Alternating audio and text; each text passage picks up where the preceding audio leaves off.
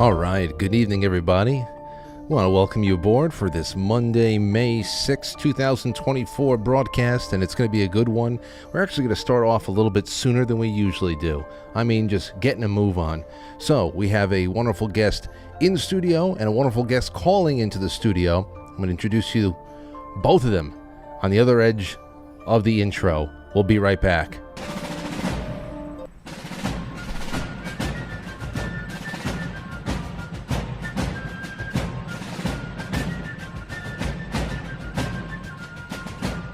You let one ant stand up to us, then they all might stand up.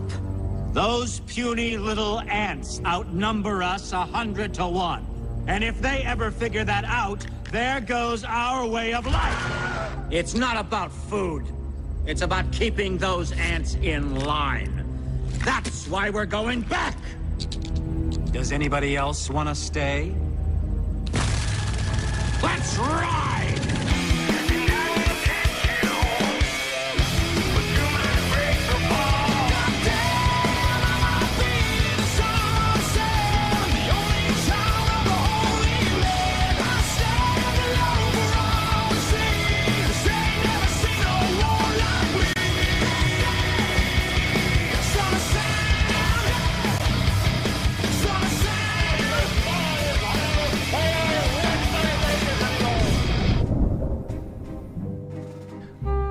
Okay, welcome everybody. It's a wonderful little evening over here. Starting to get of course we jumped right from the prospect of spring into the mugginess of summer. That's what we do in New York. We don't like any of those in-between months that make you feel like you're a comfortable human being. So that's what we have today, but inside here, a nice cozy environment for a conversation, and I am so happy to have this guy back. What's going on, Rob? How you feeling? Feel great. I like the fact that you played that instrumental version of 46 and 2 just before, so that's appropriate. Yes. So you're doing well today? Doing well. So far, so good. Yeah. That was my favorite song on that album for the longest time. When I used to like that stuff. You don't listen to it that much anymore? Oh, it still hits. You know, it's one of those things I get called back to it every once in a while, and that's one of those songs that a lot of people actually wrote into us to say, hey, why don't you do deep dives on song lyrics one night? And that was at the top. Hotel California came in a lot. You know, that was years ago. I remember that. Yeah, screw Hotel California. The hell with everybody. But 46 and 2 is good. That definitely put my mind on a certain trajectory. I got to give them credit for that, for sure. Yeah, they're on the long line of acts that kind of, I don't know. Well, I mean, even on that album, he tells you, hey, this is where we're going. I'm the man and you're the man. You could point that finger up your ass because he's telling you. So. For everybody out there going to go listen to Tool tonight.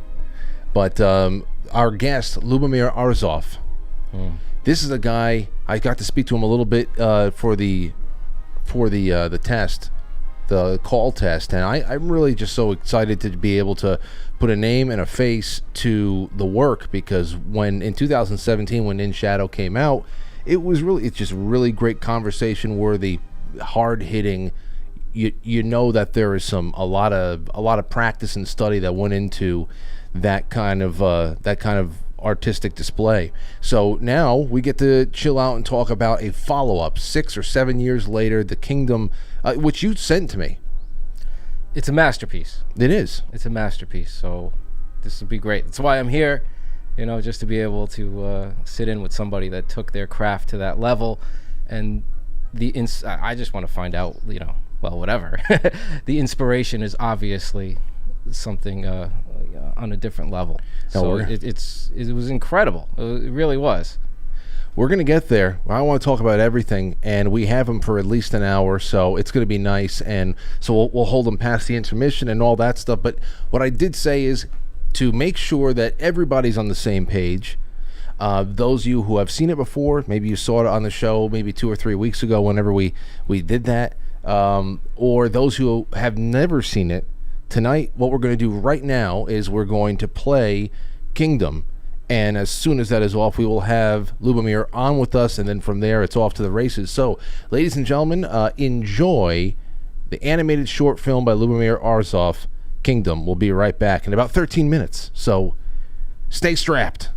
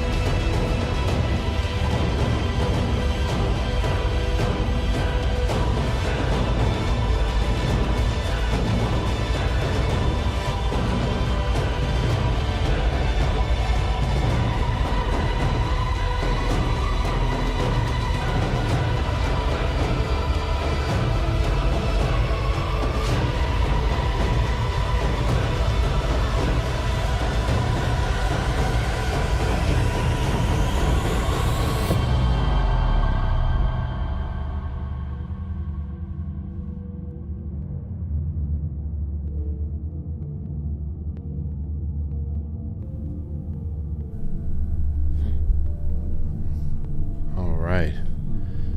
So we are here now in studio. We've got Rob over there at the other end of the room, and now joining us live on the show. I'm very, very honored to have him here with us. Lubomir Arsov, how are you, my friend? I'm very well, Frank. Thank you for having me. And well, Rob, nice to meet you as well, brother. Nice to meet you as well. Yeah, I was just going to do the introductions, but I'm glad you got there before I did. Less work for me. You know, I mean, there's so many moments in this that I'm sure that we're going to get around to that are very, very profound. But I got to say, as one of many millions of fans of your first release, In Shadow, this on an emotional level is so cathartic and so fulfilling. I mean, I hate to ask, are you going to be able to outdo yourself? But you already did once, so we never know what's going to go on there. Let me ask you first off, because you've been a pretty mysterious figure for the last few years, and I now that I got you here, I want to know what the real impacts of the first release was for you, because on a personal level, you're talking about millions of people reached. It must have been surreal in many ways. I know a lot of people find a lot of release through your work. So talk a little bit about the first release, in Shadow. That'd be great. For sure. Yeah, a mysterious figure. That's interesting. I wish I could live up to the hype, but it's interesting. The mundane and also the exciting truth here is that the ideas that I had and the things that came to me, I just simply decided to actualize them and put the discipline and effort to put them out into the world. So there's no real secret knowledge or anything, here, other than perhaps some solid intuition that I've been nurturing, and of course a lot of research, insight, and contemplation. But upon releasing In Shadow, it was an experiment. I worked and still work in the animation industry, working on bigger projects, film, TV, for some of the bigger companies, and not being fully fulfilled with the kind of storytelling that was being told there. Though, there's a place for it, and some of the movies do good things. I really needed to express some of the things that I felt were urgent. And there was a greater calling too, besides just mine, but I came into it as an experiment. So I didn't know what In Shadow would be, how it would be received, what it would even be like. I was following an impulse and stringing images, visuals, and creating the film in a way that I just wasn't sure how it would turn out. But the reception really, basically, it told me that the impulse I had, the approach I took to my art was correct, that there was power in it, and that it did have meaning, and that it did hit on something true and authentic in other people. So that encouraged me to keep going. I think I'll leave it at that. Well, okay. I mean, and let me also go here then, because something like this, as you said, is the result of many years of study and practice. That changes a person in big ways, and sometimes it can be really isolating. You can lose a lot, but you gain a lot as well. So what did a production like this cost you? And I'm not talking about money. What's the life you're living right now that you were living maybe 20 years ago? Because I'm sure this is decades in the making. For Kingdom specifically, the new film? Yeah, just where you are now. Yeah, everything. Just or you can even just start with In Shadow, because that put you on the map and made Kingdom possible, obviously. But as far as cost, outside of money, what did it do for you socially and everything else? It has to be transformative.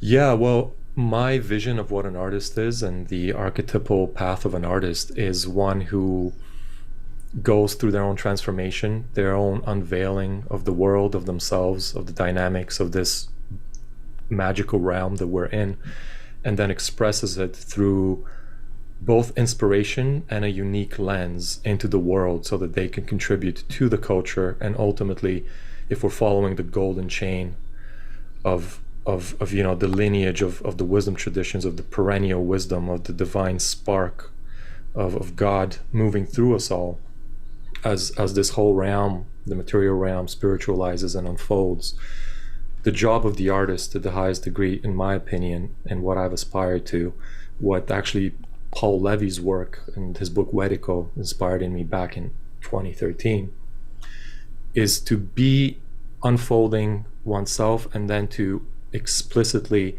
show that outwardly through craft that's calibrated and made in such a way that it then transmits something that is not necessarily in the artist, but the artist serves as an antenna, as a conduit for this greater force that he or she may hear, attune to, and then choose to, through their skills, discipline, etc., move out into the culture for the benefit of all. So it's a lofty goal, and that's what In Shadow was an experiment for. And what it cost me and what it gave me is, I mean, just some mundane missing out on some social activities perhaps, and I mean really wasting time. And of course I had to sacrifice finances, and I quit work for a year and I didn't get paid for that. So that's, you know, if there's a sacrifice, that's a wages lost there. Pretty big one, yeah. Yeah, so that would be a sacrifice, but the reward for it was, you know, not to sound cheesy, but it's the reality. It's a soulful reward, and it's if I didn't do it, I've told this many times to people, I probably would have gotten sick in some sort of way, because when you don't follow, you know, as the saying goes, if you don't that which is within you, if you bring it out, it will save you. If you don't bring it out, it will kill you. If you bring it out, it will redeem you. Something along those lines from the Bible. But it's very true. That impulse within us, if we don't follow that soul calling, stagnation and rot begins to go on. So in a way, I had no choice. In a way, I can't take credit. In a way, I was pushed into it. I just had to do it. I'm glad you went there. It shows you. Yeah. It always happens that way. There really is the very, very little choice is involved sometimes. You just, especially once you're in that flow. When did you know that you had the concept for Kingdom and that you knew it was time to get to work? Because obviously the last 7 years provided you with some very strong source material for the follow-up. So, but when did you know it was time to get to work? Yeah, you know, so in my own journey, and maybe you guys can relate to this, the owning and an embodiment of my masculinity came at a later age. One, you know, I would attribute it perhaps to our society, to my own formative issues and my psyche and things I had to clear up in myself. And the more courage that I got, the more work I did with other brothers, and also just the more that I showed up and expressed in the world, in my life, and more. The more I had we're going into martial arts or doing all these things, those tools, those aspects of my personality were sharpened. And so my ideal was walking the talk, right? So spiritual concepts, the whole parapolitical, conspiratorial, alternative sphere. It's like, how much can we be walking this transformation and actually be impacting people around us through as much virtue as we can, while of course owning our faults, which are daily things, of course. So as that was coming up, COVID happened. And, you know, to many of us who had done our 10,000 hours of research, immediately, you know, the ringer went on. We're like, all right, they're going for it. This. We, you know, checking off the boxes, being amazed at how people were reacting, you know, downloading just a lot of data of like what was happening, how we were reacting when it really mattered, like what were we going to do? And that was a great time. It showed me holes in my game. It showed me parts in my game where I was like on top of it, and, you know, getting other people around me to realize and see. And so during COVID, my ex-partner and I were in Peru.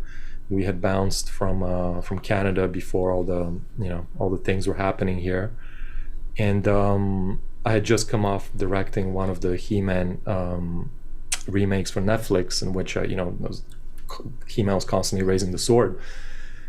And my love for mythology and my love for also the embodiment of that divine spark of like anchoring the light in an actual way. I don't even mean that metaphorically. I mean that actually through our bodies into this realm. That imagery was so strong within me, and I was so indignant at what was happening. My sense of the dignity of human beings and the courage that each one of us could embody was so strong in me that I just wanted to illustrate that with a very simple image.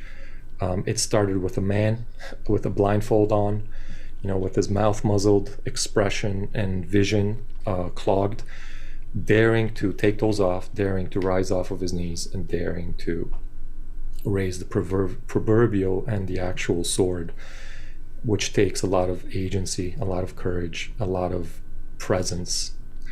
And to do that, I just had this big impulse to inspire people, because I saw the vision that was being put out. I saw the mainstream vision. I had already lived a year through it, which was, of course, disempowering and pathetic and deceitful and etc. And then I saw the alternative vision, which we were collectively participating in, and we were painting this terrible future, this totalitarian future, which was very disempowering. And I was just seeing how consciousness was being weaved, and we're participating in it in these dark tunnels, and we didn't really have power there. And it was understandable, of course, we were under stress, but I wanted to offer another vision, and that vision was the choice of every moment that we have to craft a new vision, but also to choose courageously. And because courage is contagious, I knew our culture needed a seed that could go beyond the COVID situation too, so that seed could be, the audience could watch something, be infused by it, and sort of transmit that courage over and over. So, yeah. I have a few things to say, but I'd love for Rob to say a few things, because I know that his personal journey, especially through martial arts and everything else, there had to have been quite a few things already popped up for you. Well, first, as what Lubomir said when he was speaking about his the artist's journey, and then refining your skills so you become this conduit for, divine inspiration. I just want to say, with Kingdom, it was there. It hit me immediately. That's why I'm just happy to be here.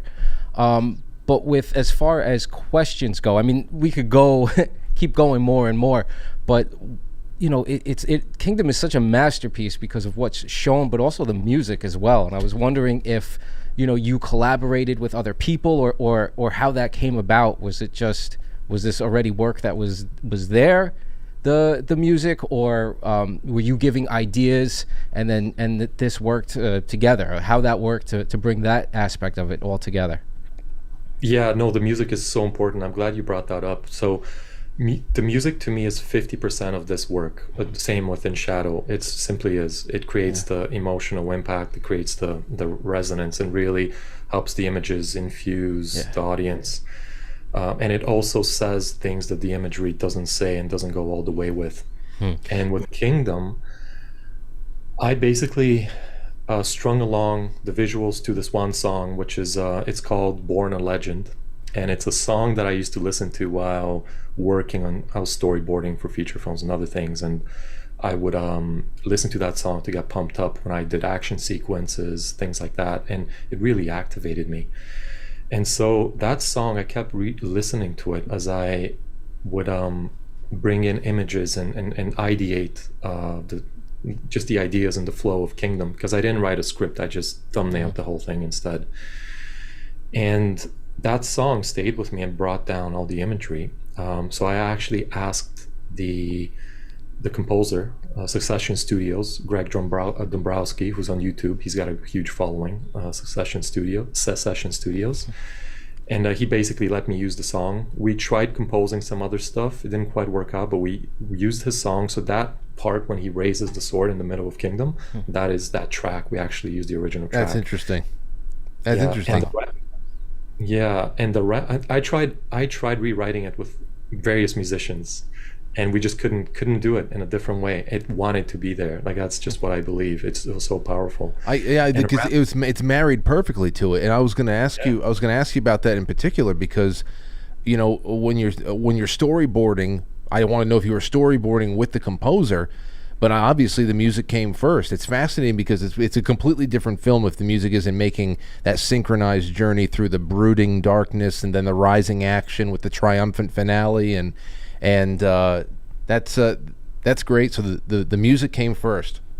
Yeah, but I do want to also say that's 3 or 4 minutes of the piece. The rest we did with Daniel Dubb, who is one of the original In Shadow composers. He's a local producer in Toronto, And so he did the beginning, he produced, he made everything flow near the end. He worked on a bunch of stuff. And then Kyle from Captures Music did the last 2 minutes or so with the triumphant part. So yeah, it was difficult getting the guys to, ideally, I'd love to be cutting images to music because like I feel the rhythm in me. I love free flow dancing, stuff like that. So I feel that. And when I'm cutting, if like I feel like I want to make the images dance to the music. But here we had to really fit the music to the images. So that was a big challenge, and it took many months. The film could have been released 6 months ago, but I just had to be right, because if the music wasn't right, the transmission wouldn't work. Yeah, it was. Well, it's right. That's for sure. Yeah. The other thing, as far as the images go, some of the images that are in Shadow as well as in Kingdom, like the red cube, and then we have like the when with the release happens with like the black goo or stuff like that. Was this purely stuff that came through, or were you like researching what these things are, or at all?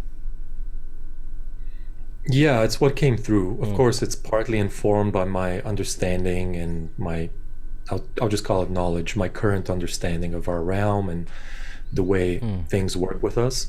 But a lot of it is also intuitive, because, for instance, when stuff is coming through him, having done and still doing my own inner work, my own purification of those unrefined lower elements of the pain, sorrow, fear, guilt, shame, like super important work, right? Without that, we can't really show up in any powerful way, and we continue to be manipulated regardless of how much we want to fight for the good and fight for liberty. So having gone through that journey and going through it, I have my own ways of seeing that stuff, and I chose to use the simplest possible symbols to convey that to not only to the people who are already doing this work and on this journey, but also especially and specifically to a mainstream audience, because we don't want to be preaching to the audience, to the choir only. Of course, I wanted to inspire the troops, people who are already on the path. I watched this piece, I watched Kingdom myself, and I get pumped up too. So now it's this like exterior piece that, I've just put it out. So I'm the steward of it. It's not mine. In a way, I safeguard it, so it's not tampered with. I'm its author, but it's out there as its own piece, and I can partake in benefiting from it as well. But yeah, it's basically, I'm using symbols here from my own artistic mind and interpretation to really calibrate it so that we can do the most effective with these symbols to convey the most information without being super literal, and inspire both people on the path and those who are new to it, who either get it intuitively or ask questions. And there are many. We're like, what is that? There's something here. Yeah. I want to know. And that's what we want. We want more transformation. We want more people to raise the sword. When you're saying preaching to the choir, that's something that I really hope you have a better understanding of the statistics and the comments and all that than I do, because you've been steeped in this, and of course the millions of views that you accrued just from the first release, that had to give you some tremendous insight into how many people who are already on the path were just getting what you were putting out there. Because other than that, I really do believe that this is a gate for people, because it's a deep journey into, like you said, the parapolitical.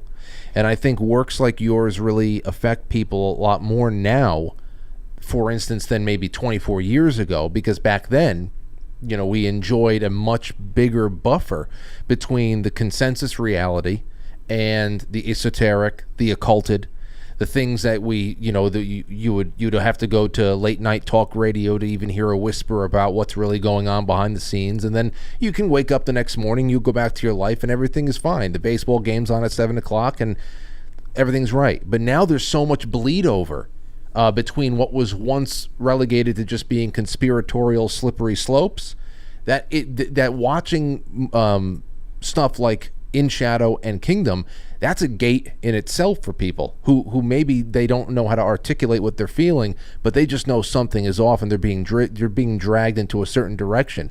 And that path, of course, I think that the only conscious path people are on right now, I know that we talk about the left-hand path and the right-hand path. I think the only conscious path people are on right now is the right-hand path toward purging and toward purification, what you're talking about there, because everybody else is giving themselves over to more drugs, more surrender, more to the left-right party paradigm, that whole like political gamesmanship. I think so much of that is unconscious. It's not even like it's two sides warring against each other. There's only one conscious path right now, and that really comes through with what you did in Kingdom, especially. Yeah, very well said, man. And yeah, I am glad that it comes through. Well, it's true. Everything is more accessible now. People see a lot more. There's a lot more lucidity overall, and so the symbolism and the messaging for those of us who are have chosen to be in the public sphere more and more is it has to continue maturing as we mature ourselves, and as we see what is needed, and as we are collectively figuring out this whole game. And the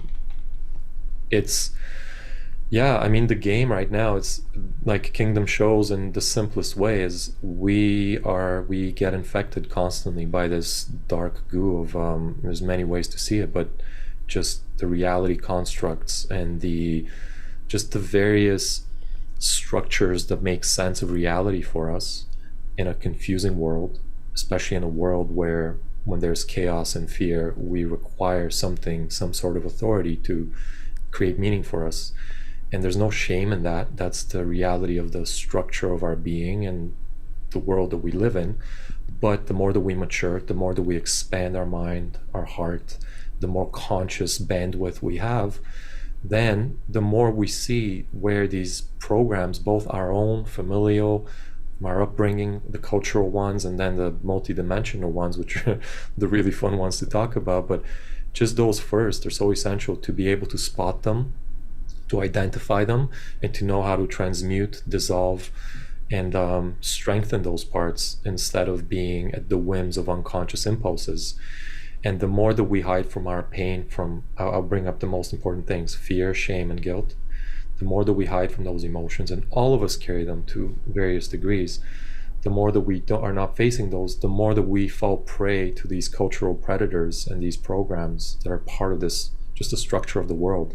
And in a way, we could blame individuals, we could blame groups.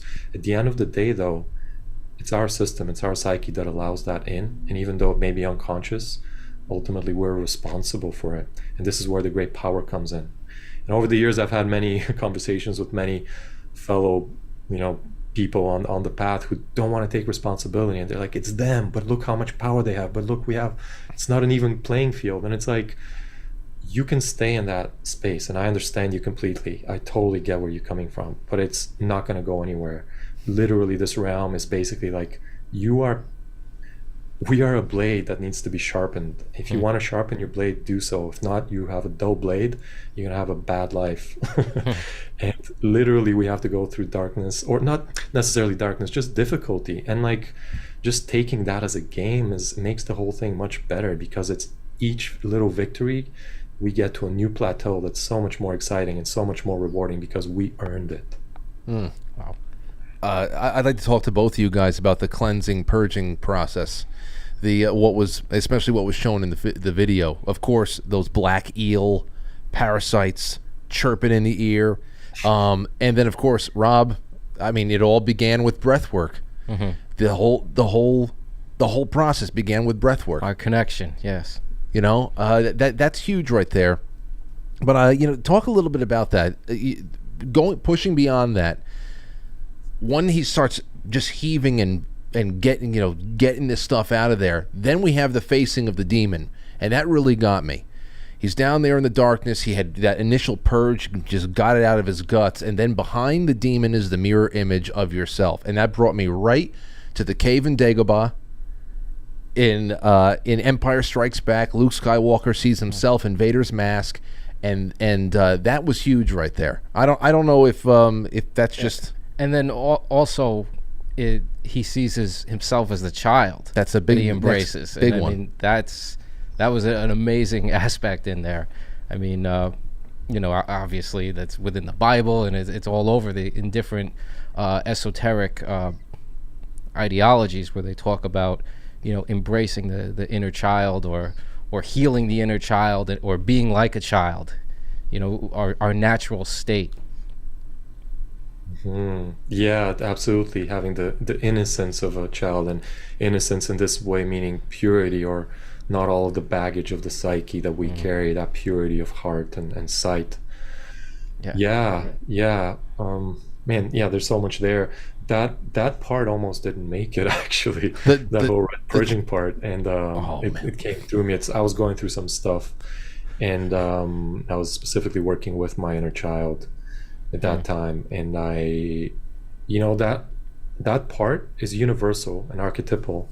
As you said, it appeared, and George Lucas used it as well, and just this lineage of myth makers, like, it's everyone's duty, whoever tells a story, if one chooses to be responsible in that way, to dress the mythological aspects of the perennial wisdom of the hero's journey in new ways, so that they're always relevant and recreated for every age and every decade, every year, because we're in cyclical time and we need these reminders. All of us need them, because we have to repattern in so many ways. But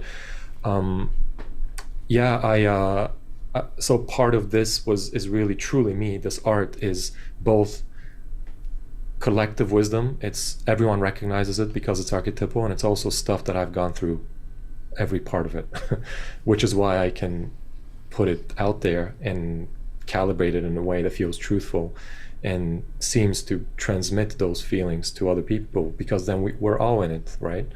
And we all feel it. And the part of the inner child, there's something, the strength, the courage, and the embodiment of this force that I wanted to portray with Kingdom. It truly comes in its ultimate power when we're able to also embrace softness and gentleness, first and foremost in ourselves, that care for purity and innocence, not only in ourselves first and foremost, but then in others, because then we can be true protectors of the realm, of our families, of what is beautiful and innocent. And if we don't have that, then we run the danger of going into egomania, megalomania, going into being hurt, and then going into vengeful retribution, which it can be a slippery slope. There's a real fine line between real empowered justice and enacting of a liberating force, and then that pushing over into actually embodying that which you fought. Like, it's just such a fine line. And I think many of us know what it's like to go into anger and go overboard and then feel righteous and then become a tyrant. So it's a fine line, and that is such a beautiful aspect of humanity, is to really touch upon that. Well, with In Shadow, you very, very vividly describe the waters in which we're drowning. And of course there was that big breaking away from it all, and the restoration of man and woman at the end, that natural power and that balance that comes back and blows away the darkness and whatever. That was a really strong finish. But Kingdom feels so much more personal in the way that you get deeper and deeper inside. Now that we are collectively as a culture deeper inside the shit, there's so much more of a fine focus in your work on what the individual needs to do.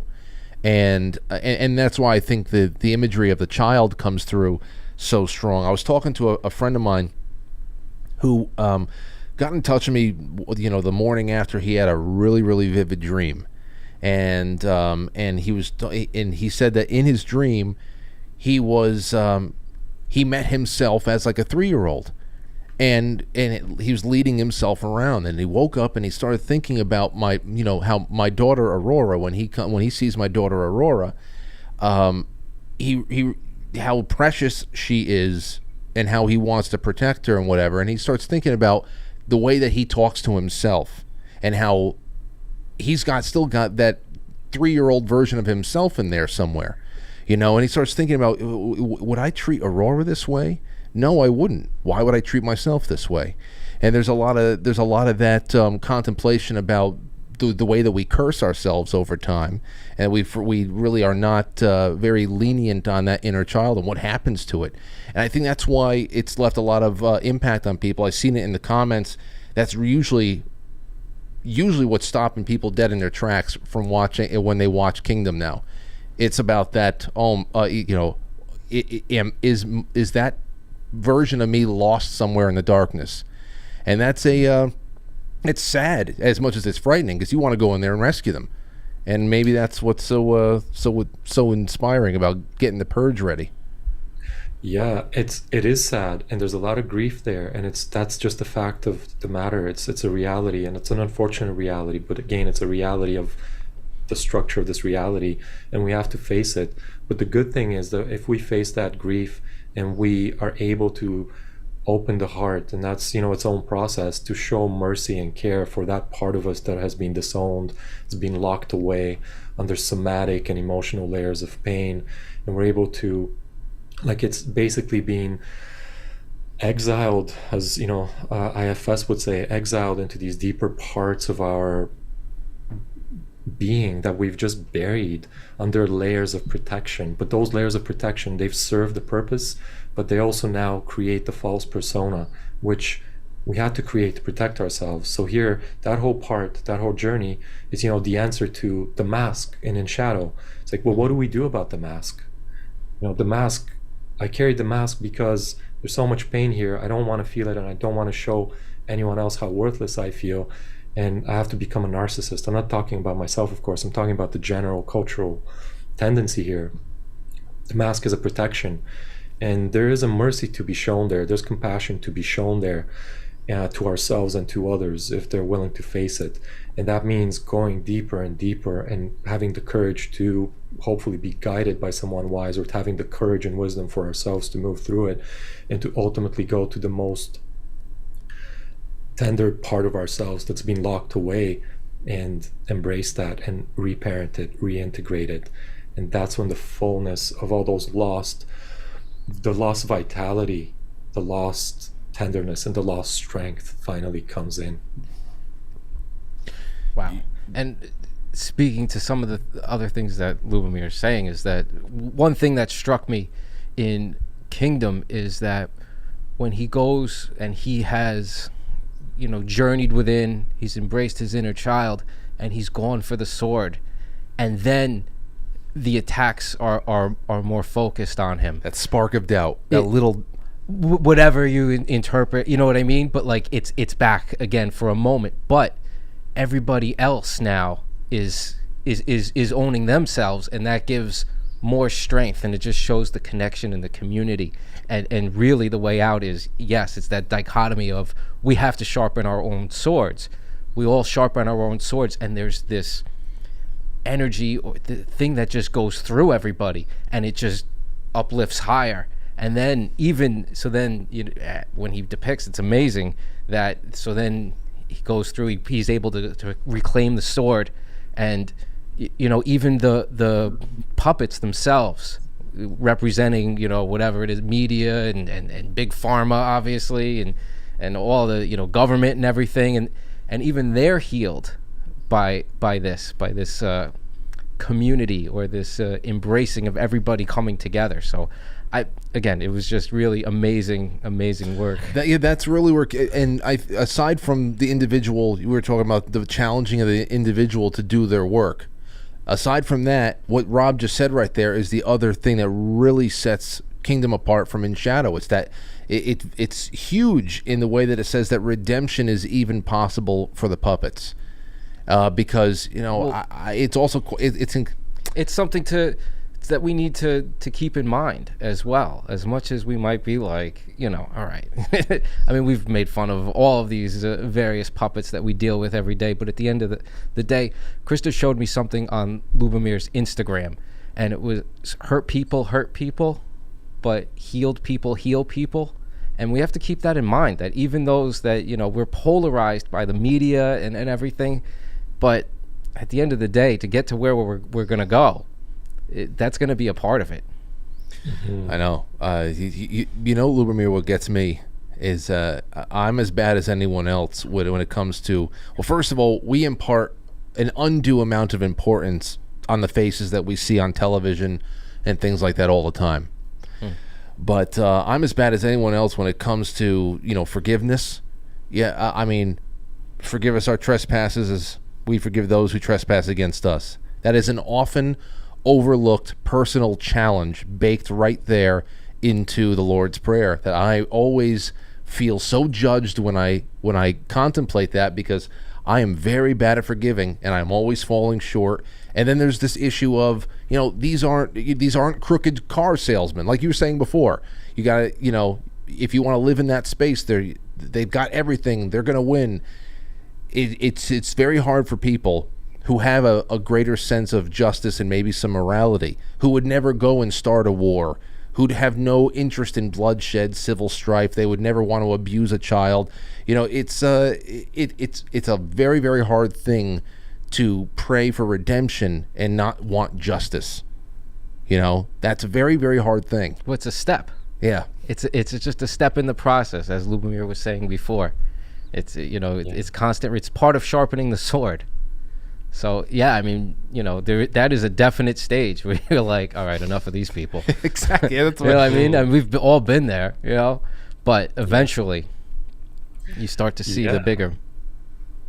No, totally. And I mean, we're dealing with some incredibly horrible human beings right now. Right. Of course we are. Like, we're dealing with, probably some of them are empty shells that just function on the mechanical momentum of evil that whatever they've chosen, whatever their soul path is. It's I mean, I'm sorry for them, but also there's a place for righteous and rightful anger to create space and protection, and to have that force. Again, I just want to repeat, that can't go overboard. That's where we have to be wise, but that's a necessary tool, right? So that part in Kingdom, of course, it's not about naive pacifism. It's not. It's about a holistic, wise picture of the world and this whole game we're playing and all the actors in it and the bigger drama, and that ultimately we all dissolve back into God. So those who are, maybe better than the three of us can fully forgive and fully. Right. Actually, Rob, I don't want to speak for you. You didn't say that you are not capable of full forgiveness. Well, just because I didn't say it doesn't mean I don't sit there and stew and think. And so here I wanted to offer an artistic vision of like, hey, look, this is something we can shoot for. Is it possible? Are these people capable of transformation? I don't know. I have some theories about that, but let's have an artistic vision, because once it's in the public sphere, the more that people watch it and move it through their consciousness, the more that becomes an available path. That's just my own vision of what the arts can do. So, we know that so much dark magic is being cast willingly, unwittingly, unknowingly, knowingly by the myth makers and the media makers, and it's time that more of us start putting out symbols that are healthy and inspiring, and that are conduits of something virtuous. That's a great point right there, and it brings up something that I've had a lot of people who have contributed questions for the show send this in, specifically about the cubes. Rob brought up the red cube before, right. But in Shadow, you had the black cube. So people were talking Saturnalia, and people are picking this up. And not only that, but in the beginning of In Shadow, the audience is introduced to a high-rise skyscraper, hooded tribunal of figures who seem to actually conjure this red cube and assign it to people. And you can say that is just a simple way of saying it's a fixed, created artificial reality. But some people who have called in and emailed me about tonight wanted to know if it was any also kind of reference to the power of sigils and runes, or is it just really as simple as placing a curious human mind into a restrictive box? It's both. It's both, actually. By the way, I love that this is a live show. I love the element of like the questions and stuff. It's really cool. Anytime, man. Anytime you want to come back, go ahead. For sure, this is a great conversation. Thank you. It's both. It is a sigil. And the question was, is the red cube kind of like a dark magic sigil, or is it just a symbol of limitation? Yeah. Right? Yeah, it totally is both, because the cube is a binding symbol. It symbolizes matter, right? And Matter is not bad. It's just a denser form of spirit, but it also, being denser, it collapses a lot of consciousness, openness, wisdom, knowing, clarity. And so when we get tethered to matter, it is a lower realm.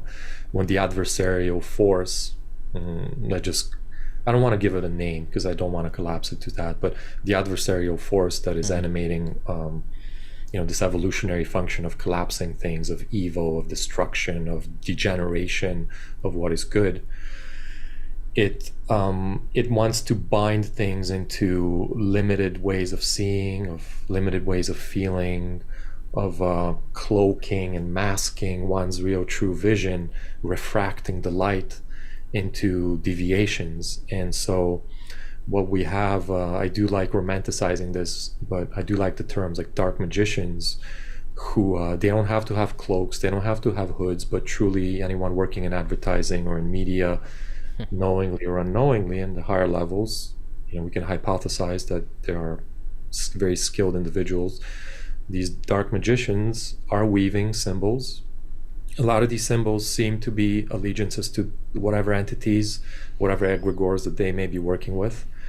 I know that some of them don't even know what they're doing. I know, artistic inspiration is an interesting thing, and I think our dark artistic inspiration moves through as well without having any allegiance to any, group.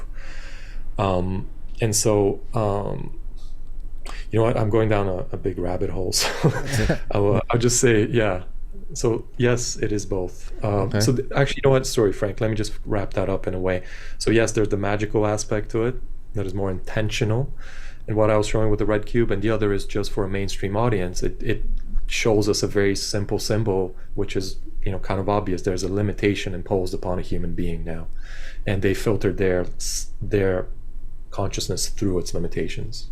What about those mainstream audience? What kind of, as I said before, when you're measuring the impact of your first release, which really puts you on the map for millions, during that time of it being released and what all the feedback you have coming back, I'm sure that there is emails, all types of personal correspondence. What about stories from people who really, they weren't peeking into things, but all of a sudden this crossed their dash on their computer and suddenly their life has changed. They're on a completely different path of research and inquiry. How often have you heard from people who had really no interest in the subject matter and suddenly life is never the same? Ooh, countless people, and this is one of the joys of having released these two pieces.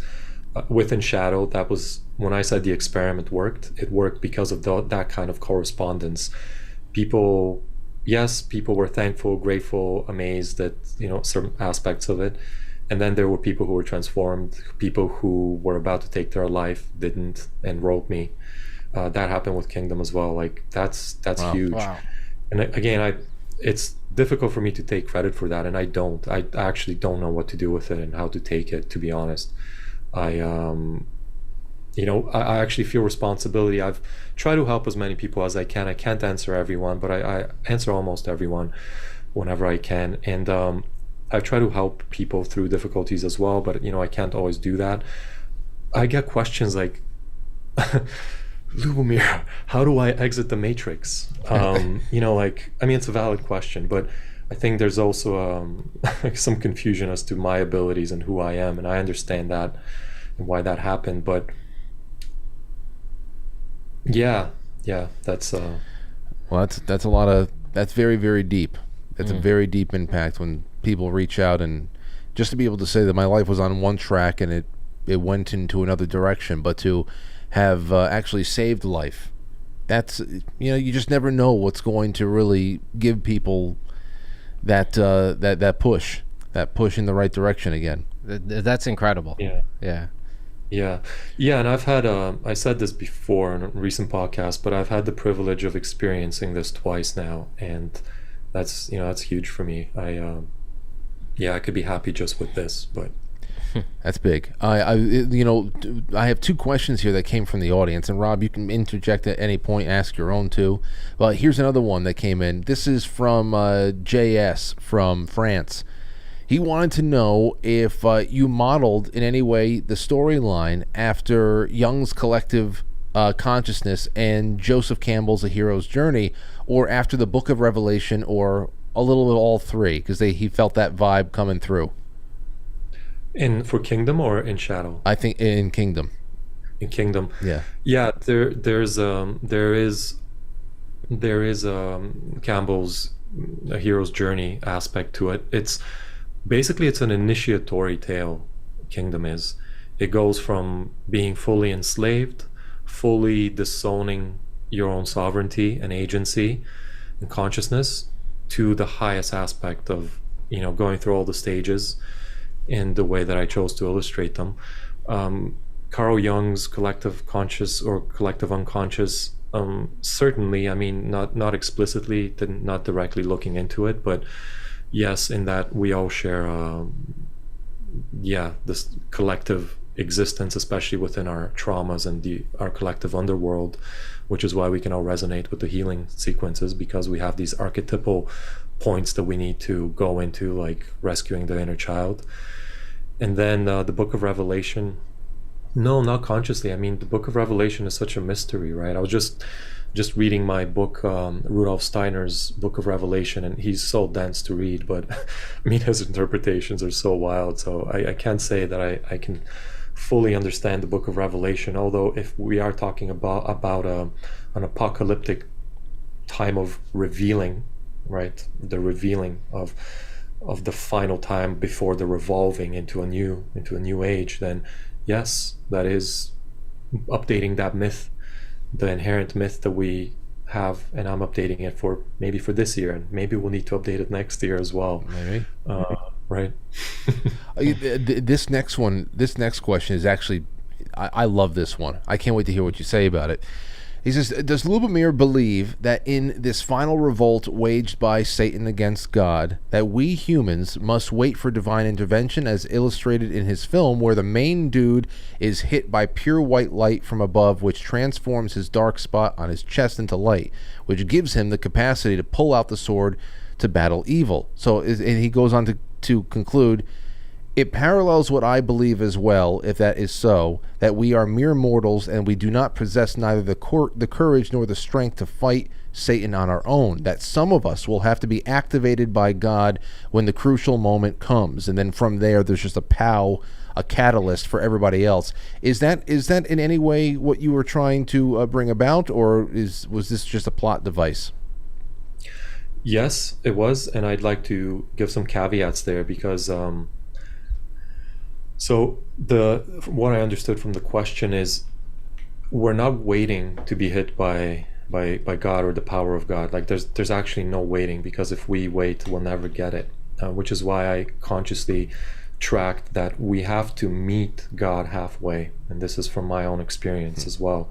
We have to be moving, we have to be actualizing, and we have to show the courage, claim our own self-worth, and actually do the work before we create the vessel and the ability to be filled by this force to whatever capacity, because our capacity is super low, and that's totally fine. That's just the way it is. But we have to, in a way, move into the space where we can actualize and commune. We have to be emptied and have the ability to empty ourselves of intruding thoughts and emotions. We have to master those things, and yes, that is an inevitable and an absolutely necessary path. It's embodying divine will. Like that is the goal, to have a true resurrection, to be resurrected from the old egoic lower self, which is inherited from our genealogy here, our upbringing, and just the forces that occupy this realm, the elemental and other forces, and our ancestral forces that are within our being.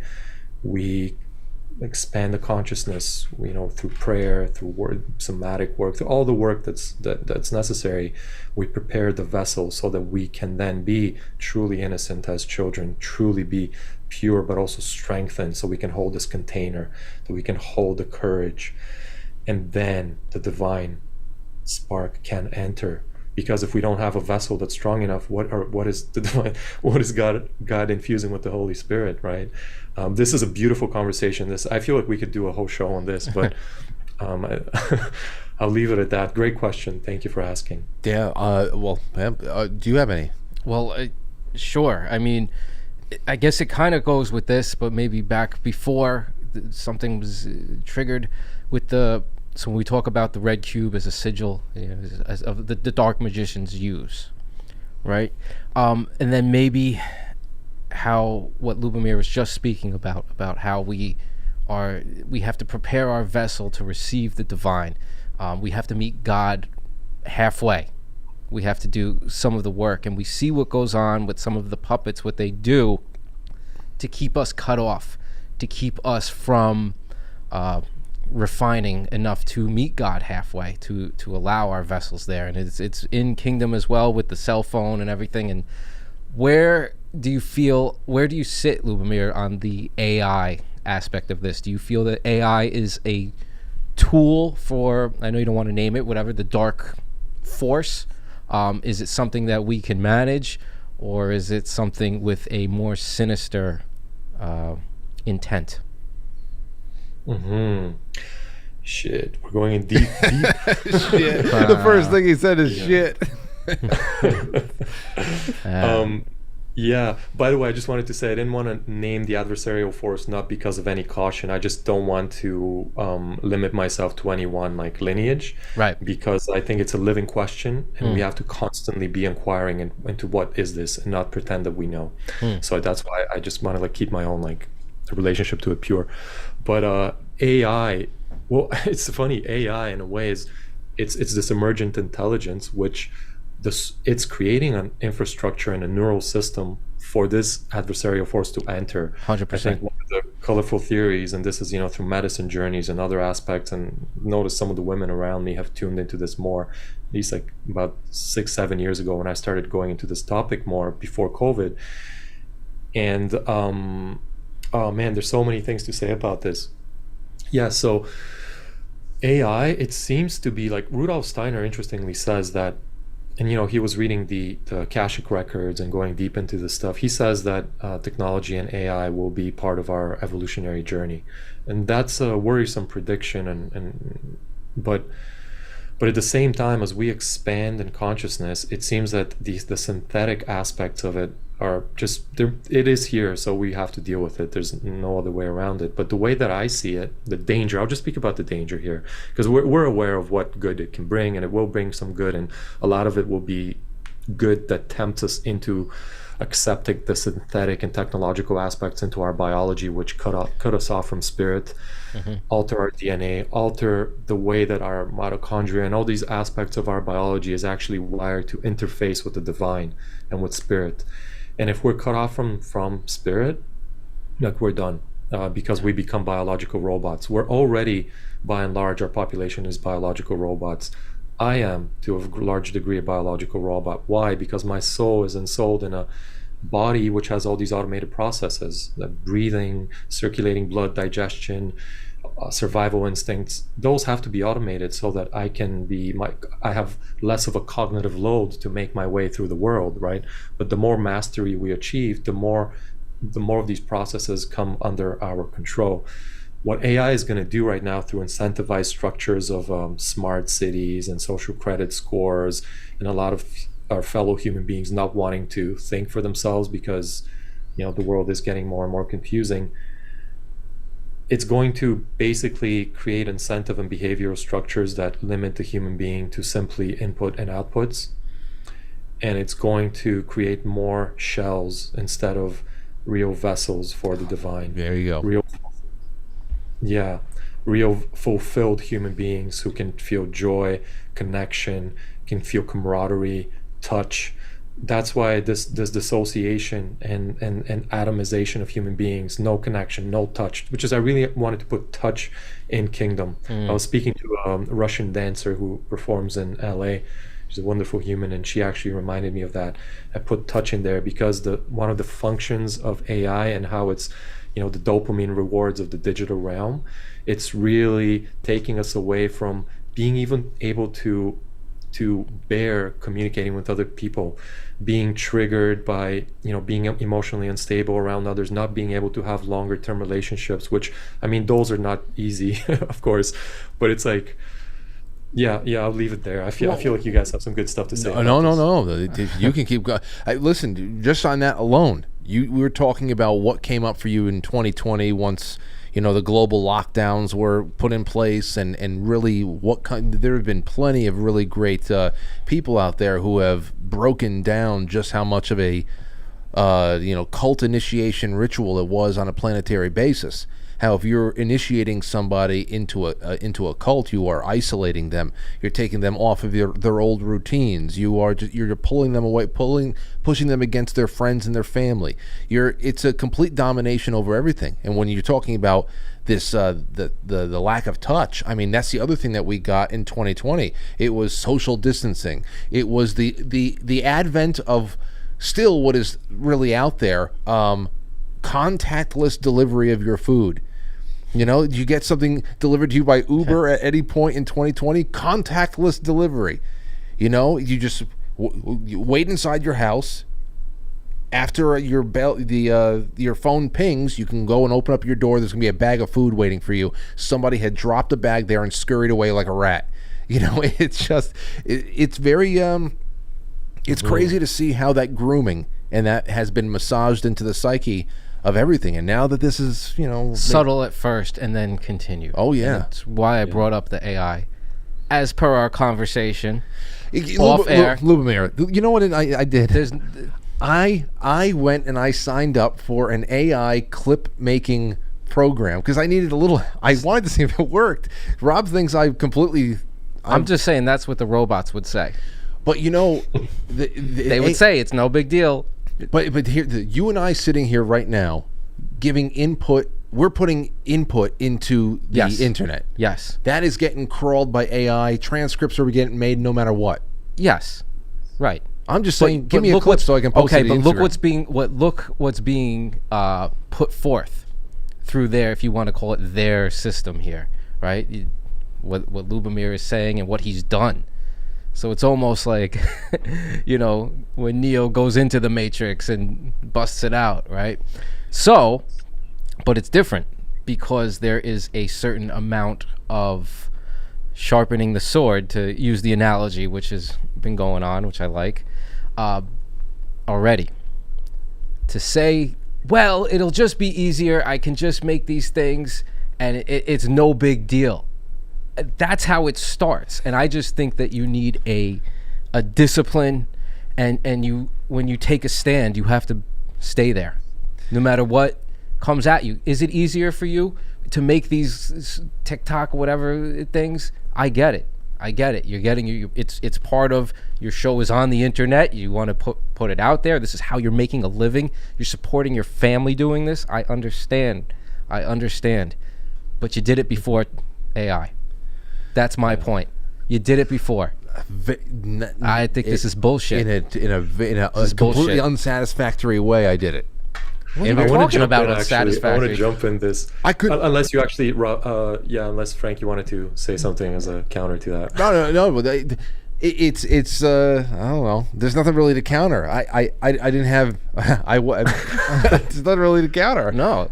Just makes little clips, and it's like, this one's decent. Let me edit this. I'll download it, then I'll make it bigger or whatever the hell else, and then it just puts out little parts of the show. And otherwise, I did not have a system in place that was adequate enough to do it as consistently, because I create like 10 to 15 hours of content a week, and that would require so much money to bring on a live crew of people that is. So your very human show. Yes. Which is you talking about human issues, dealing with the human audience, is going through this filter of a non-human to be put out there. It's not a filter. I throw a chunk of the show that I want some clips made of, and I throw it into this AI wood chipper, essentially. Exactly my point. Well, I don't think it's. We're talking about restraint. Lubomir was talking about all the great things the good things that could come of this all. That you I don't doubt it. But I'm just saying. Well, I'm not going to let this thing give me a colonoscopy. I promise you. I'm just going to do maybe a couple of clips. I don't know. And Lubomir, what do you think this has to? How do you reconcile all this with the NPC phenomenon? Because you're talking about. Go ahead. Do you mind? I actually just wanted to jump in because I just wanted to say something about this. I think it's important because, like, AI is here inevitably. There are good tools. I would actually say that. Here's the thing. We can't avoid it, and it will be helpful. This is my view. We just have to be aligned to what game we're playing. If we lose the target, then we get lost because it's going to tempt us to more and more. So AI is going to automate a lot of processes that will offload a lot of our effort. Some of them will be good, others will be seemingly good, but they will tempt us more and more into becoming less competent and having less agency. So we have to be wise. If we, like, again, it's one of those middle paths, right? We have to weave wisely. If we completely reject it, I don't think that's wise because we fall behind and we're actually not interacting. Good people need to interact with AI. If only the NPCs and the asleep people act with AI learns only from bad consciousness. So there's actually a responsibility, I think, for good people to interact in a good way with AI, ethically and morally. Maybe that's another question. But the other thing is we have to, like, even the danger here is it's going to automate a lot of things for us. And it's an big energy transfer with AI, right? So if I use Google Maps, which I do when I drive, if I use all these other apps which are helping with all kinds of things, I'm effectively atrophying those muscles in my brain and my being, my sense of direction, my animalistic way of surviving. If I'm using a calculator all the time, I can't calculate. I don't remember phone numbers. Little by little, I'm becoming a child, and the AI is becoming my parent. And it's literally happening. Yeah. So we have to be very wise in how, like, the way you using it, Frank. I would actually say, like, that seems kind of cool. I don't know. Maybe Rob, you could still make a case for it, but I get it. Don't take my side. Because you have your target, and the target is: am I embodying, like, divine will, and am I spreading virtue and the good? And as long as we're on that target, we can use it. I agree with what you're saying, and maybe I'm not there where I could say, you know what, we do need wise people. I just see it, and again, it has. I think it speaks more to the, like the martial aspect of things. You mentioned martial artists, where, and this is where I know I need to continue to refine. But it's like where the adversary is there.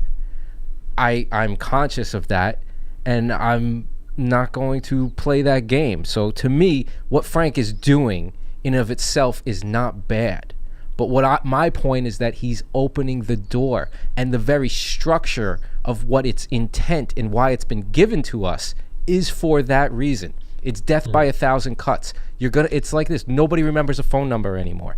Just like you said, Lubomir, we have these things and we've gone so far, and then you turn around and people are like, we've talked about it before. Look at a fourth grade test in America from like 1905. Nobody could pass that right now. There's no fourth graders passing it. That I can assure you. Very few. The college kids are not passing that. Nope. How did that happen?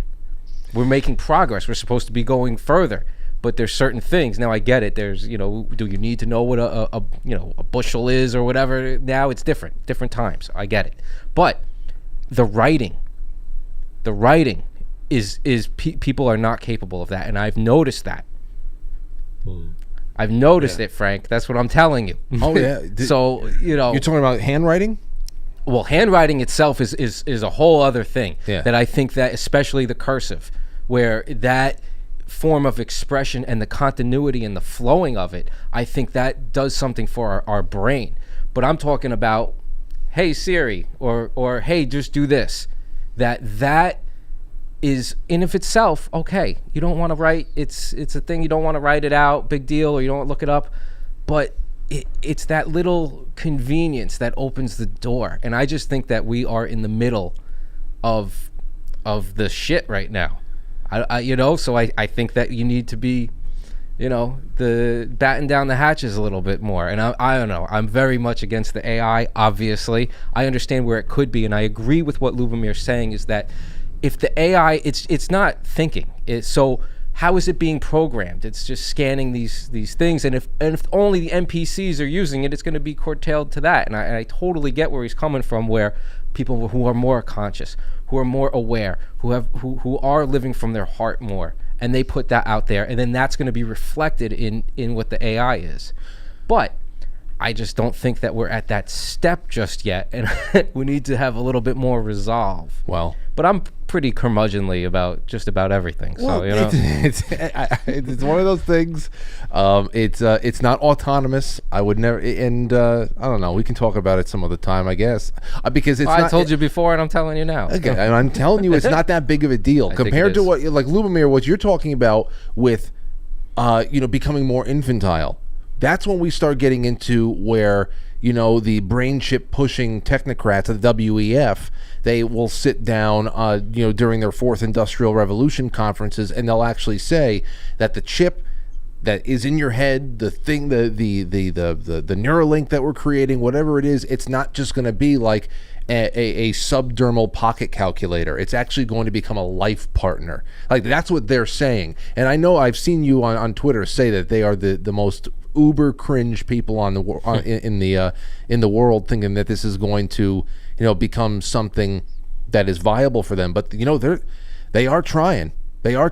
And as you said before, humans and animals, they can be programmed just as easily as any computer out there through trauma and repetition, and there's no telling how far they're willing to go to try to separate us from that touch of that divine spark that gives us some kind of a purpose or some kind of a barometer. They're creating a lot of frustrated, rudderless people, and that's where a lot of this civil strife is coming from. People believe that they really have no purpose. Yeah, absolutely. And also one thing I actually wanted to say as you were speaking there is, if we don't, like the writing thing you said, Rob, that's very important. Just like the generative art stuff like Midjourney and Stable Diffusion. And, as an artist, I'll actually say, or the other artists may hate me for it, like there's a place for it. However, what happens if we don't write, if we don't draw, if we don't create ourselves, we're not interacting with our creativity, our heart, and that whole function that makes us human, our imagination. By not doing that, that atrophies, and now we can no longer imagine powerfully, and we're not connected to inspiration. If we're not creative, and if we can't imagine or write or express, we can't really think. And if we can't do those things, we're caught in a super limited state of being.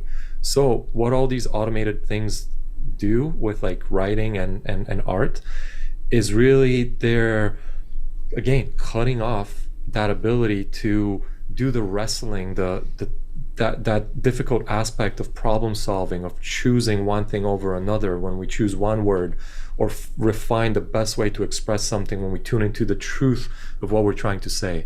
So imagine someone that never stops doing that, stops getting in touch with the truth of what they want to say because they're automatically writing everything. Who is that human now?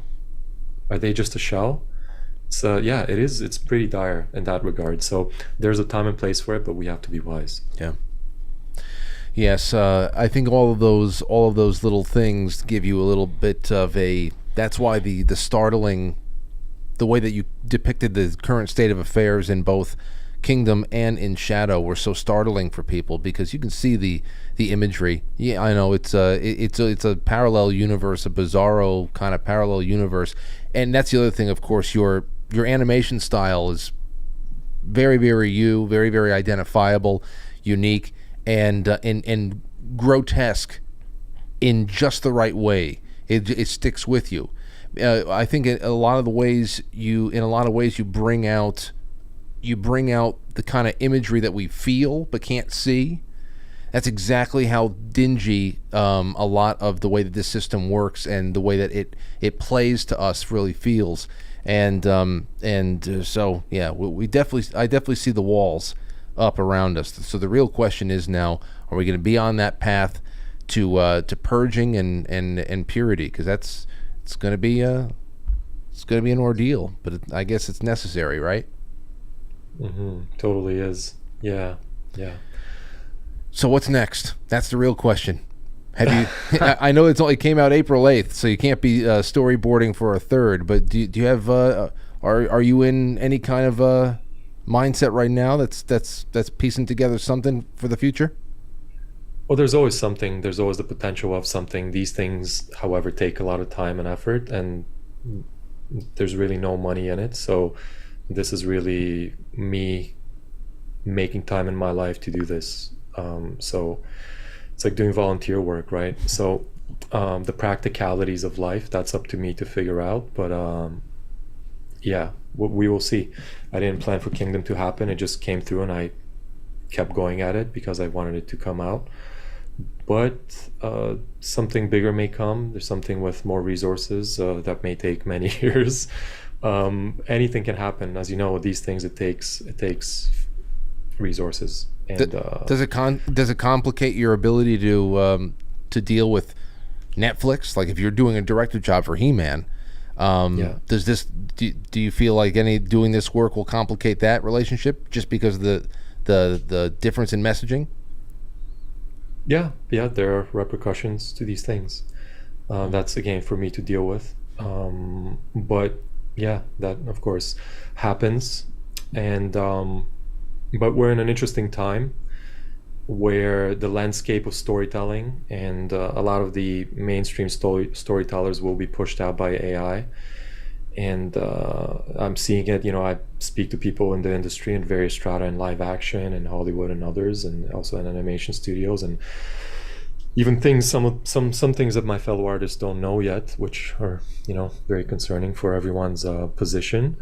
But what does that mean? Again, there's no blame or finger pointing. The evolutionary stream is moving forward, and the question here is, how do we tell more powerful stories that are aligned with the highest impulses that we have, and will the right people come together to tell those stories? Will the right people with money, with vision, with the ability to put things together, make smaller teams and create mythologies that are there? And will the people, will there be a financial model that will allow for people to put finances back and reward the people that show up in this way? Will there be a new culture that emerges where we see, things that matter, and that they need to be, that there needs to be a support? And that's a big conversation between a lot of people that, some people that I know, some people that I don't know, that I'm sure will come forth, many other fellow artists and storytellers who want to, to bring that, the inner light out, and be willing to do this kind of work. So yeah, we've got our work cut out for us. I don't know if I'll ever make anything again. Maybe I'll make a lot of things. I don't know.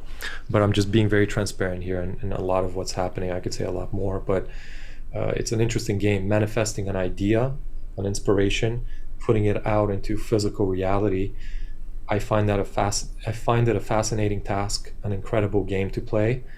But within this shifting landscape, with the gatekeepers and legitimate cancel culture, both overtly in the public and both behind the scenes, it's just, there are things to be figured out by the various souls who choose the path of telling stories. So I'm a bit cryptic, and I'm also a bit explicit here with what I'm saying. Yeah. Definitely understood. Yeah. But what you put out there was truly inspired, and I know it resonates with a lot of people. And I think that especially, Frank's been here for years and years and years. He's been demonetized and all of that, but he's still here. Right? So there is, to be cliche, where there's a will, there's a way. And I think more and more people who are feeling this sort of thing will take that responsibility, another theme that we talked about today, and ensure that people like Frank, people like you, Lubomir, are supported so that they can continue to be a conduit for these things. And hopefully we can make a little bit extra money so that I can hire some more humans to cut up my videos, and I can don't fall victim to the siren song. Yes. You won't care. It won't matter. Oh, I know it won't. You'll just go through things. You see how Lubomir was saying? He doesn't know what the future holds. I know. It won't matter. You won't have to have, 39 more TikTok videos. The storytellers are the most important thing that we have right now. The people who cut through the most. That's why it would be an absolute tragedy if this was the last thing that you created. So I'm just going to enjoy everything you've done so far, just like Rob and everybody else out there. And things will take care of itself. We need people like you creating. Yeah, and all of us, we're all storytellers. We're all just are all choosing to do this. Obviously, not because it's it's paying us, but because it's the impulse that we feel, and we're all storytellers in that we're all making sense of this whole thing, day in and day out, and interpreting it in our own ways. And people find different humans who are showing up effective to make sense of things for them in some particular way. And Frank, Rob, you guys are doing it effectively, clearly, and that's why you have the people that are tuned in now, that are tuned in for the recording. And it's a fascinating game. Again, like, we're piecing it all together and trying to do our best here, so in the way we can. Would love to have you back on again, and I know that you're probably getting hit up for a lot of media, and deservedly so. And just thank you for all the time, and thank you for allowing us to play and rebroadcast your stuff. And I'd love to have you on sometime later in the year. Who knows what happens? Amazing. Yeah, I'd love to speak to you, man, again. This was really, really good. Really appreciate the conversation. Thanks for bringing me on. Where should people go to follow you? Is the YouTube the best thing? I'm planning to be more active on Instagram and on Twitter. So Lubomir Arsov, at Lubomir Arsov on Twitter and Instagram. Check out LubomirArsov.com. I mean, if you're just curious about some art and extra things, but those are the main portals. Did you have any last? Just thank you. Thank you, Lubomir. Thank you for the conversation. It was great. Kingdom is a masterpiece. Thank you for it. You're very welcome. All right, man. We'll catch you on the other side. Thank you so much for the time tonight. Okay. All right. Bye-bye. Be well. There you go, Lubomir Arsov. Well, damn. Let's take an intermission now. Then we'll take some calls from people, because I'm sure everybody wants to say hi, or at least a few people want to say hi. Who cares about me? You should talk about the kingdom. Well, it's a whole bunch of things. I have another email over here from a friend of the show that I think is really great. He was really impacted by Kingdom, and I want to play that, and I want to read that in just a second. We can take that line by line. It's really, really well thought out. So don't go anywhere, ladies and gentlemen. We will be right back. It's intermission time, folks. Time out to press the like button. Thank you. Rabbit season! Duck season! Rabbit season! Duck season! Rabbit season! Duck season! Welcome to intermission.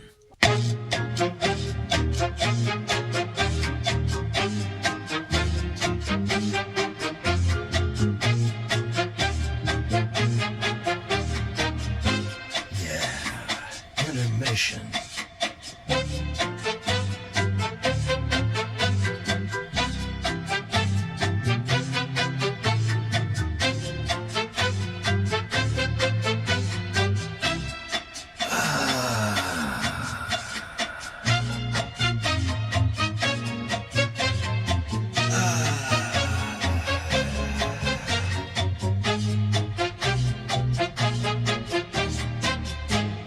You are now entering, quite frankly. Quite frankly. Quite frankly. Quite frankly. Quite frankly. Quite frankly. Watch Quite Frankly and stuff. Quite frankly. Quite frankly. Quite frankly. Quite frankly. All my fellow Franciscans. Quite frankly. Quite frankly. Quite frankly. Quite frankly. Quite frankly. Quite frankly. We'll be in the gulag with you, Frank. Quite frankly. Quite frankly. Quite frankly. Quite frankly. Yo, what's good, Frank? Quite frankly. Quite frankly podcast. I want to get a Coke. Can I get a Coke? So everybody watch, Quite Frankly, with Frank.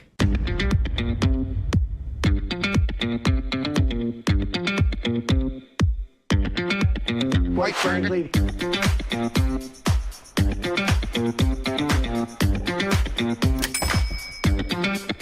How dare you?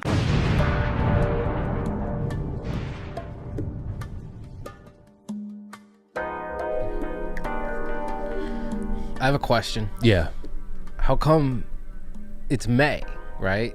I know. How come there's a chimp skating I know. in the cold? I know. I was going to talk to Danny about that. Oh, so that wasn't AI that made that? No. Oh, all right. You all right. see? I was definitely. I thought I was See? gonna hit a home run there. I know. See? You're going to Well, blame it I on the mean- AI. What the hell? I don't know. It's spring. I was gonna say something, and then I was just so appreciative of his work that I said, "Yeah, you know what? The monkey, whatever. Maybe he found a fucking ice skating rink somewhere. It's still It's cold. May. I know. Trust me, I thought the same thing, and then I just got busy. Shoot fireworks off for Christmas or what? We should. We need new traditions. Oh my God! You know, I'll figure it out. Maybe I can get him to change it out real quick. It's still early enough, and it's not even a third of the way done. Jay Britz in the super chats says, "Hey Frank, welcome back, Rob. You have been missed." Jay says, "Frank, this is without a doubt one of the top interviews in my years of watching. Your questions and commentary with Lubomir were spot on, and bravo to Rob. You guys both nailed it. Thank you." He was a really good, easy guy to talk to, and of course the subject matter is very rich. It's very rich. I mean, if we comb through all the things that is thrown at you when you watch those videos, we'd be here for another couple of hours. But I got book club at 9 o'clock. So here, let's go to the Rumble rant. Jay Semo says, "Great to see Rob. Great start to the week. Thank you." Let's see. What else? Over on Pilled, NX17, blessings, Frank. Bright Wheel says, "Great show as always, Frank. Got some birthday money yesterday. Time to get rid of my pocket change." Well, happy birthday. Just Jesse, thank you. Porpoiseful, Axopax, Boys Blanc, The Sentinel. Sentinel says, "Great show, Frank. Stimulating and interesting conversations." Cave Toad says, "Thanks for the fantastic show. Hi, Rob. Good to see you. Stop by more often." And Brew Bark, "Thank you for the interview with Lubomir. I have shared kingdom with many friends. Hi, Rob." There you go. Nice. So the lines are open. You want to call in with anything that you just heard, please do so. It's 914-200-0269. 914-200-0269. Let us see what we got. Listen to this, Rob. "Frank, I was floored by the video Kingdom, as it correlates directly with some life-changing experiences I've had recently, especially with the inner child. I can write a book about it, so I'll try to give you the TLDR up front. We are dual beings. The inner child is our soul, and we live mostly in our unconscious. Let's see. Oh, that lives mostly in our unconscious. Our consciousness is our spirit. Spirit wants to return to the higher forms, and God and our soul is what is wanted to incarnate in its life in the first place." Now he gets into Hermetic alchemy, as well as the Castaneda material. This is the great work there. It's a unification of both halves of our being, which gives our lives a major level up on a spiritual path. He said, "I studied spiritualism very intently my entire life from many angles, and at 47 years old, I've hit a major turning point in my journey. I did some healing work last year using psychological techniques that involve treating your inner child like a separate entity inside of you that needs to be nurtured.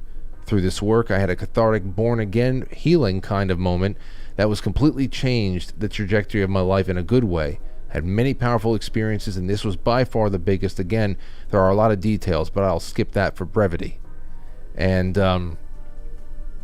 then gets into alchemical philosophy and all of that. So it's thank you so much for, I can't read the whole thing right now, but thank you, Tom from Northampton. Very, very timely stuff. I think that's what really hit a lot of people the most. You know, going to that dark place, just pushing past a demon, and all of a sudden there you are at 5 years old. You say, "What the hell? What am I doing here?" So, all right. Had a couple calls come and go. 914-200-0269. Call in and hang out. Tell me what's up. Let's see here. A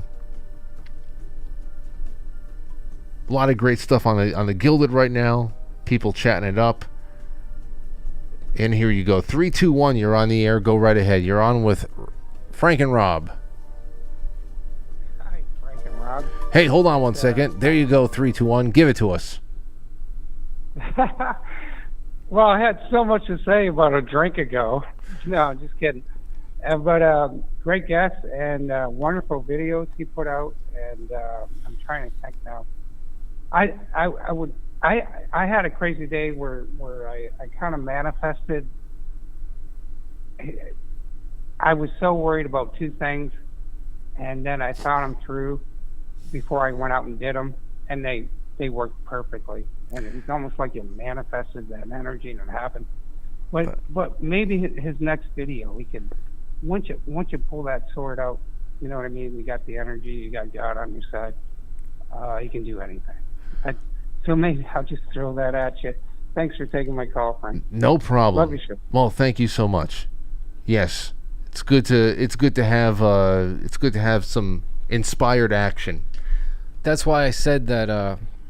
It was good, fitting that you played 46 and 2, right? So the basis of that is the chromosomes, and then the 2 extra, where we are going to activate.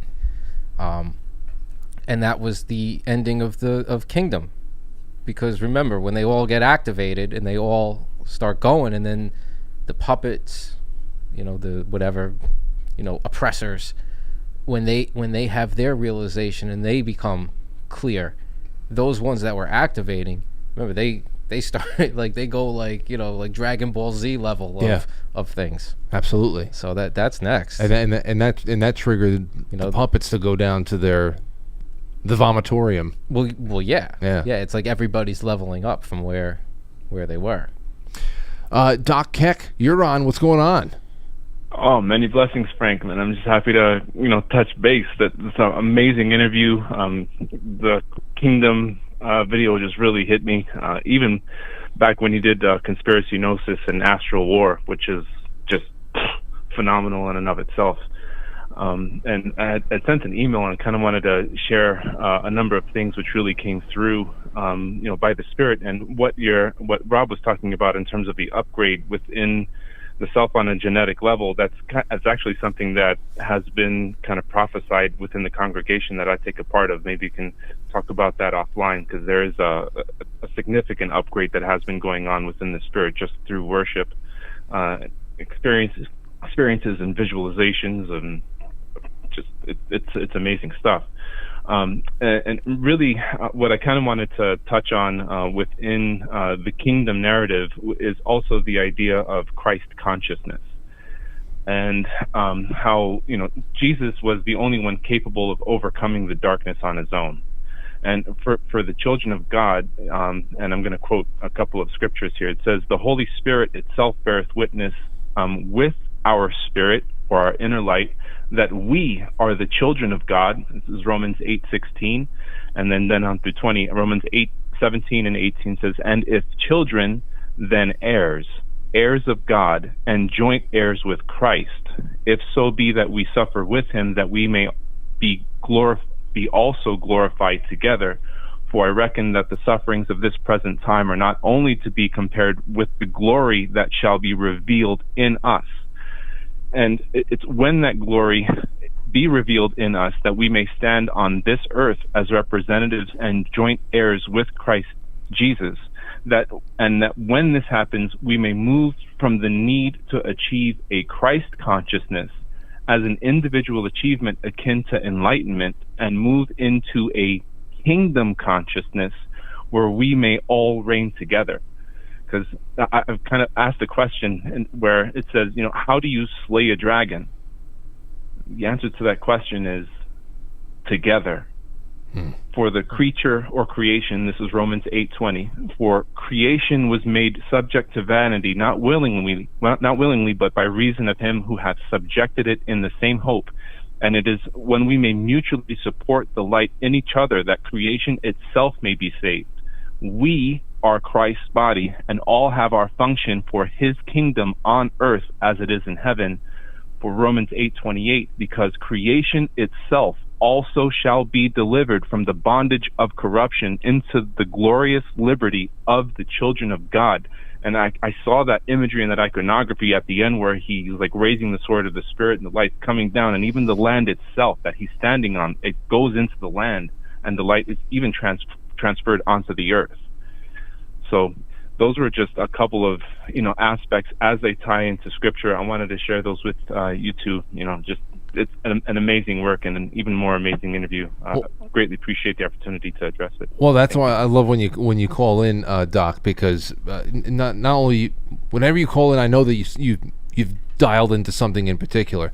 But those 3 passages that you just put out there, I mean, that goes, it fits perfectly in like a puzzle piece with Kingdom, no doubt about Amen. it. It does, it really does, and I appreciate that, I really do. Rob, you have anything for anything on that?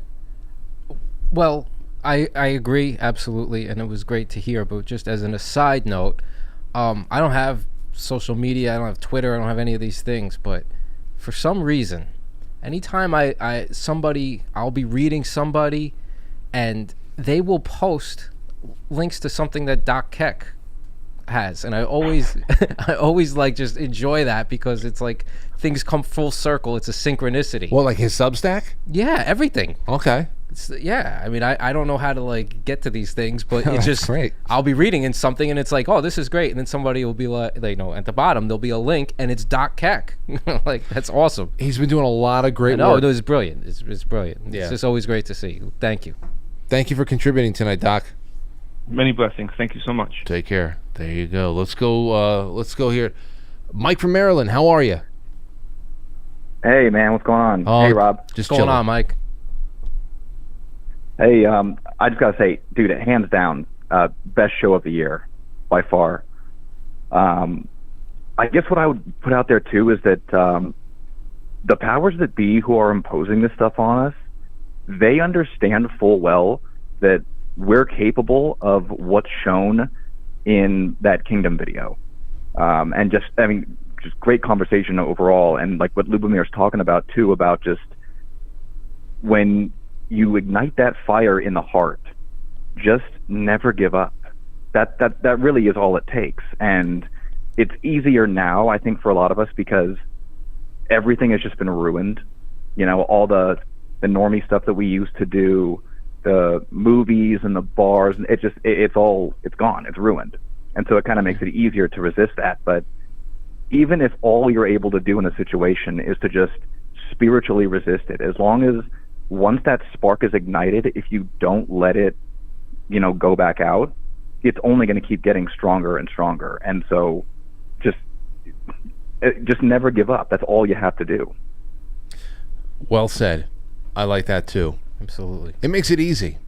It makes the hard part a little bit easier, because again, it's a daunting task when you think about what we're up against and you start stacking their resources against yours, and you're wondering, how can we make so little do so much? And then of course you start again to get reminded of how many resources are being expended just to be able to snuff out that little tiny spark that we got in our chest.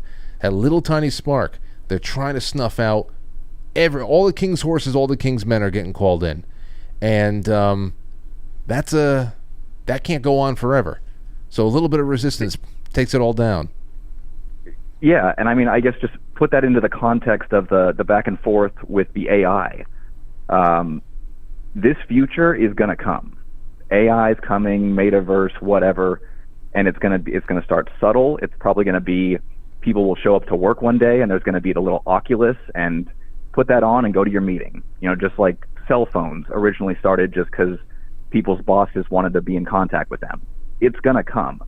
And just be able to, don't cower from it and try to just isolate yourself, because then you just become a target basically. But if we can just ride this wave and take it in stride and know your limits, don't let a brain chip or something get injected into you.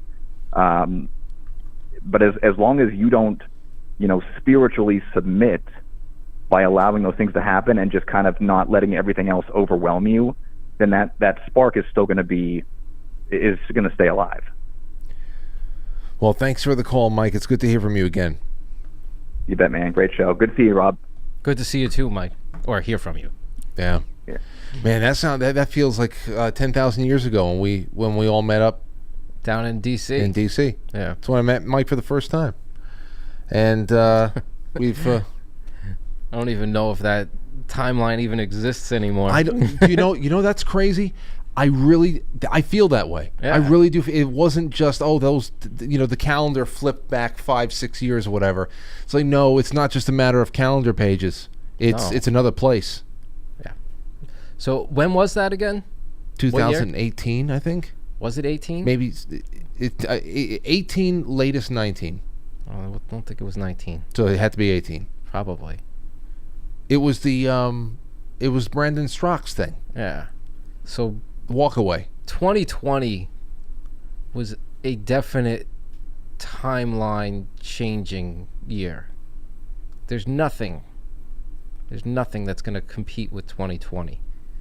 So, I mean, maybe certain year, like 9/11 and JFK and these type of things where they're huge altering things of the physical reality, but the collective conscious and unconscious. But 2020 was a sustained thing. It's crazy. I know. It's crazy. We're just in a different thing. I used to look at it like that, where like the pre 9/11 and then post 9/11. It really hit me like that. And 2020 is even more than what 9/11 was. Big time. Yeah. Big time. I mean, obviously, it turned into a death toll. It was a constant psychological torture. Huge. I just remember there's two things that I remember from 2020 better than anything else. It was the dead of summer, sometime around July 4th. That's when people started, blowing shit off out of protest. Like that's when we were like tipping our cap to even Los Angeles. It's like, no, everything's canceled. We can't get together, and they blew up everything. Yeah. And same thing around here. So I wasn't tipping my cap to what was going on. To people. I'm talking about the people in their backyards, blowing off fireworks, like those displays we saw coming out. I thought you meant when people were burning the country down. No. I'm talking about like destroying statues. No, fireworks. Like when all the firework displays were getting. But you remember? Yeah, but that was another thing. The psychological torture of 2020. I know. It was constant fireworks. Oh, constant. Well, that's at night. I remember. No, Krista and I have had many conversations about this, where, always that they would go off. I don't remember that in 2020. I remember that in 21 and 22. Yeah, like more recently. It's been more like last year. Here in the suburbs, it's a little different, but in the cities, it's it was like constant fireworks. Yeah. Well, I remember you were the one person that was on top of the bus with the flamethrower. I mean, there was some weird shit. It was like, yeah, okay. The guy with the flamethrower on the bus. But, the fireworks thing, even last year, even last year, there's some motherfucker that is either, I don't know where the hell they are, but like clockwork last year, a couple of times a week around 1:30 in the morning, just like a pineapple blown off. Dude, it wakes everything up. It sounds like a transformer blew. Right. So it's stopped there. But the other thing I remember about 2020 was February. Okay. When the news started spreading a little bit, we got a case in Seattle. There was a weird, pregnant pause. Yeah. You're just wondering, okay, how much of this is legit and where's it going to go? Well, yeah. I mean, people were on this path where we're thinking that, we got past, it was so tied into politics. And it was like, okay, we've gotten past this first term, and now it's going to be the time where the tide is really gonna turn, and we'll see it through. And it turned all right. It turned. Yeah. It keeps turning. It turned right to shit. It fermented. Yeah. It just kept going. Well, listen, I know it was a special occasion that you came by tonight, Rob, and I'm glad you did, because this is like right in your wheelhouse. And but anytime you want to come back, we can do something similar. Okay. Yeah. This was good. Good. Book you a couple of weeks ahead of time. We'll talk about it. Yeah. Well, we'll see. Give my normal. Yeah. We'll see. If like Lubomir was saying, I don't know. It comes through. I'll pitch you. I answer to a higher authority there, Frank. Well, we'll see. We'll see where it goes. But this was outstanding. I'm grateful to be a part of it. Well, I'm glad to have you in. It's the first time in 24, and hopefully it's not the last. And everybody at home, if you're watching live, thank you. And if you're watching on demand, thank you so much. We will see you tomorrow night, Tuesday night here at 7 o'clock. For now, I have to kick this one down the trail because the last episode of Book Club for The Robe begins with Steve and Jonathan in just a couple seconds. Oh, Rev just sent something. Revolution said the conversation about Kingdom was great, but tell Rob, even as not the most veteran listener, I care about him being in studio. Rob, we've missed you, man. And don't worry, I won't let AI ruin, quite frankly, to the extent that I can. Well, thank you. My point was that the Kingdom material was so profound that's what the focus should be. Yes. Thank you so much. Major Adams, Frank, hey Rob, thank you, Major. And Sean Joe, thank you so much. I am going to release the scratching, and we'll see you all soon. Thanks again, Rob. Thank you. I care about him being in studio. Oh, I thought that was you for a second. What the fuck just happened? Yeah, I've been practicing my ventriloquism, Frank. That's where I've been this whole time. I got very scared. I got scared for a second. I said, it's happening. It's finally happening. All right. I'll catch you on the flip side.